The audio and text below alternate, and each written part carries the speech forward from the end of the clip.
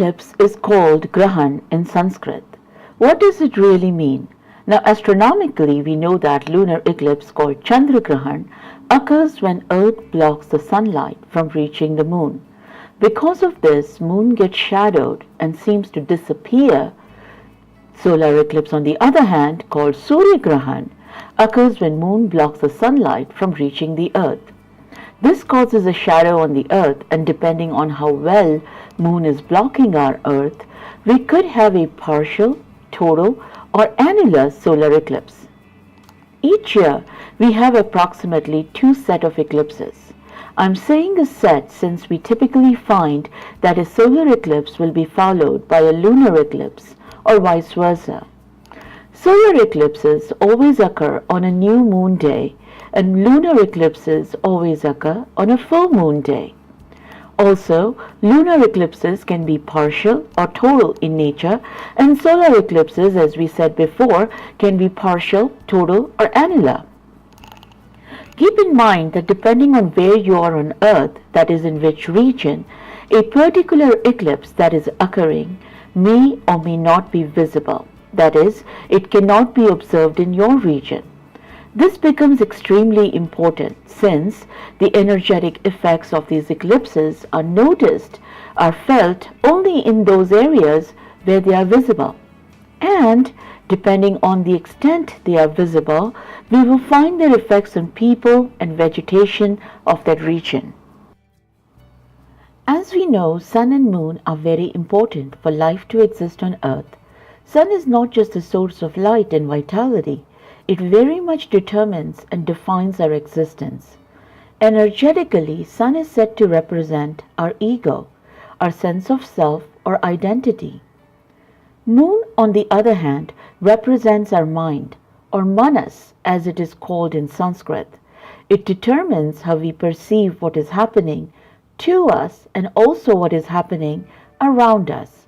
It governs our perception of this material creation, our reality around us, and ultimately our emotional well-being.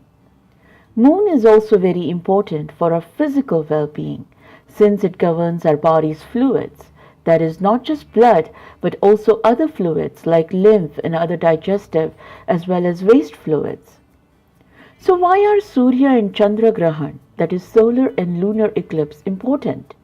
It is because during an eclipse, these light bodies, our source of light or luminaries as they are called, get blocked, and along with them, our source of vitality, our very existence, our body, our mind feels blocked and gets impacted.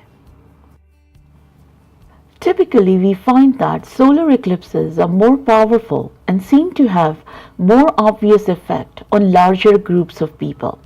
For example, following a solar eclipse, leaderships in teams, companies, organizations, and so on tend to change.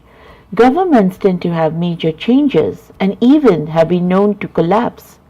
Civil unrest is seen more predominantly following a powerful solar eclipse. Lunar eclipse, on the other hand, provides a more personal transformation period.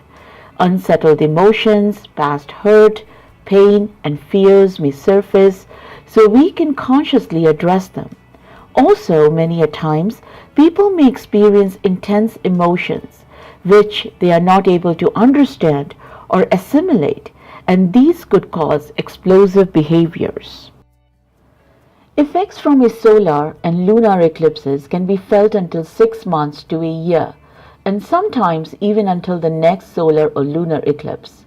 Sometimes when these eclipses occur, they trigger an energy point from previous powerful eclipses. Also, it is very important to note that the degree to which one would experience the energetic effect of these eclipses would largely depend on if an eclipse is visible in their region, and that too with what degree or level of completion.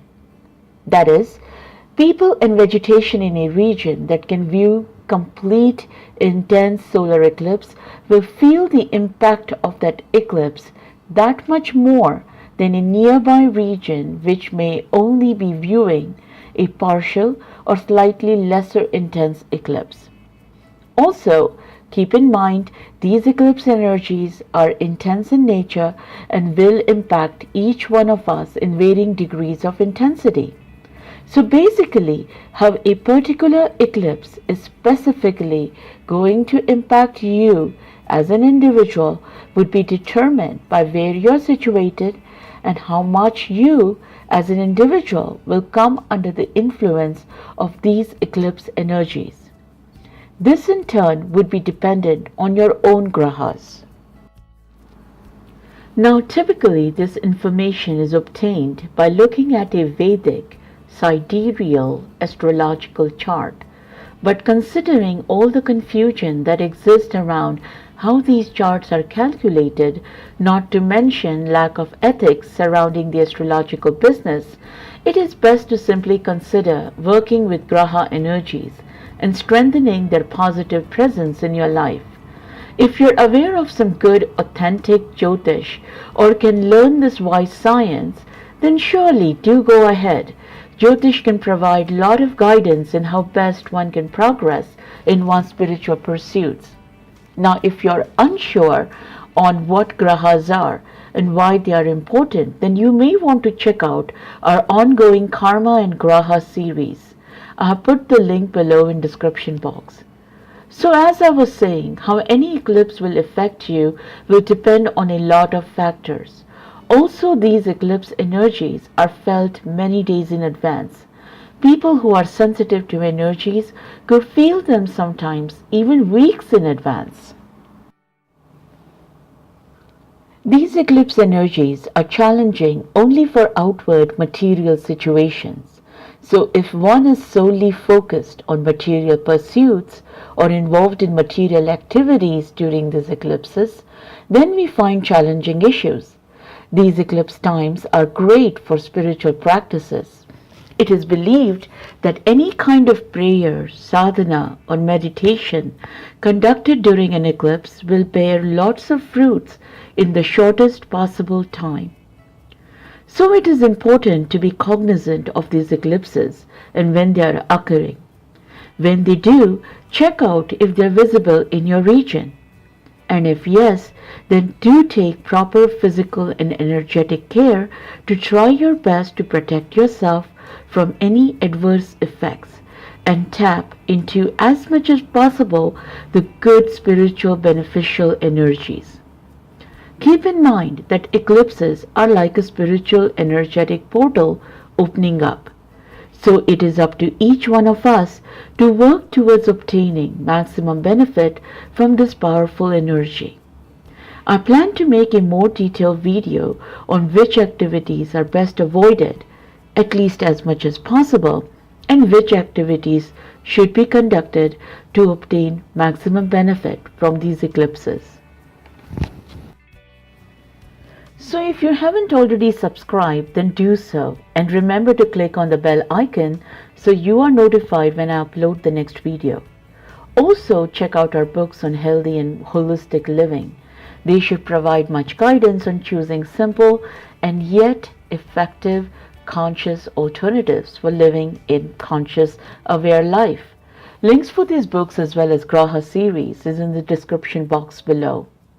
Hi, I'm Maitreyi Gautam, and thank you for watching. Please like this video and subscribe to our channel. Also share this video with your friends and family so that they are also benefited by this helpful information.